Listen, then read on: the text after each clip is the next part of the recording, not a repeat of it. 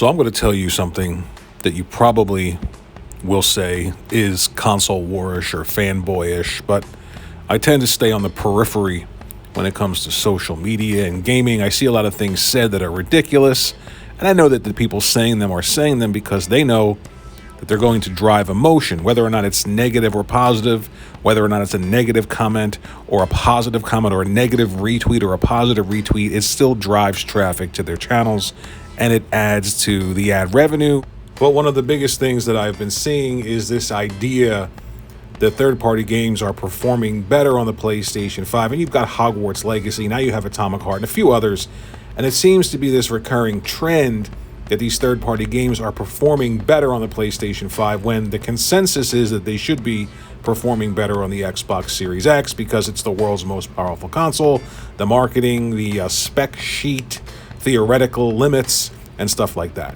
At the end of the day, I think it's about the clear and concise vision that Mark Cerny had with the PlayStation 5. It's not about just hitting one spec. It's not about just having 12 teraflops. It's about a holistic approach to the machine and it being able to deliver what developers want. And that's what I want to talk about here, because I've seen some things about mesh shaders and something else in RDNA 2 and stuff like that. I'm not a technical person, by the way, when it comes to this particular subject.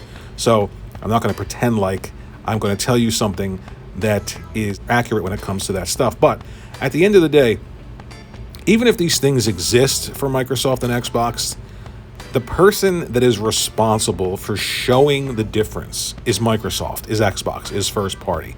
So my question is, why haven't we seen that yet? Take Halo Infinite. The engine, the slipspace engine, was designed for Halo and for Xbox, for the Xbox Series X and the Xbox Series S. Where were those features? Redfall is coming up soon. Is that going to include those features? I haven't seen anyone talk about them at all. Maybe they're not in there, maybe they are, I don't know. Starfield is coming. Does that include those features? Because what we've seen so far of it wasn't very impressive. So if Microsoft and Xbox themselves aren't utilizing these features in a way to differentiate the platform from the PlayStation 5 and say, here's what we have to offer, why would anyone else? And by the way, Dead Space, the remake, originally had these things in the game for the Xbox and they were taken out by the developer because they didn't add anything meaningful to the graphical appeal or look of the game. They actually detracted from the performance. So again, why would these features exist if no one wants to use them? And if no one wants to use them, then whose job is it to use them? It's Microsoft and it's Xbox. And if they haven't used them yet, and they aren't talking about them being used in upcoming games, then what is the point of them existing to begin with? Now, at the end of the day, honestly, when I look at games across PlayStation 5 and Xbox Series X, for instance, this game here, Atomic Heart, I have it on PlayStation 5, and I also have it on the Xbox Series X through Game Pass.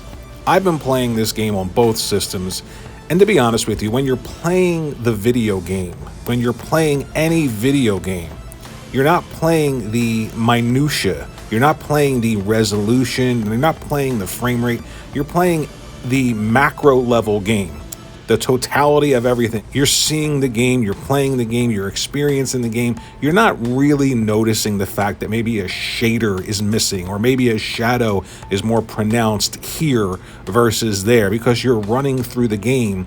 You're not noticing a 1 second or a less than 1 second dip in a frame rate. Maybe you are at times, maybe you aren't, but it's not something that is so game breaking. It's not something that's so important that it needs to be harped on so much. And I get that there are sites like Digital Foundry that make a living basically doing that by picking these games apart, and that's fine. But the experience really isn't that different for the average user, and it's not that big a deal. What it all comes down to is first party.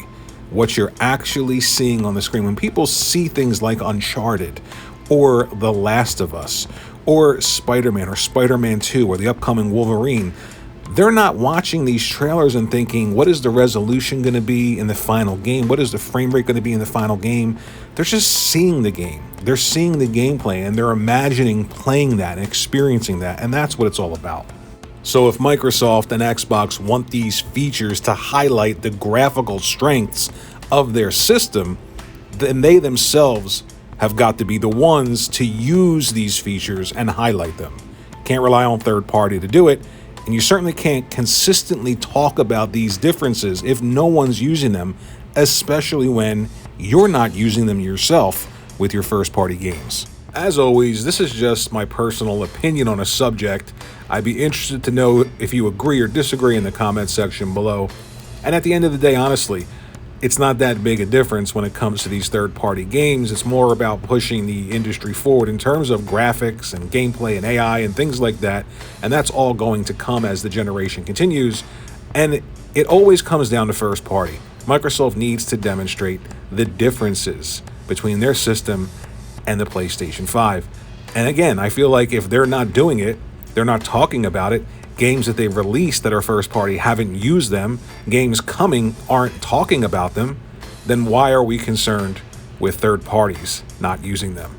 Let me know what you think in the comment section below. Thanks for watching the video. Think about liking and subscribing to the channel, and I'll see you all in the next video.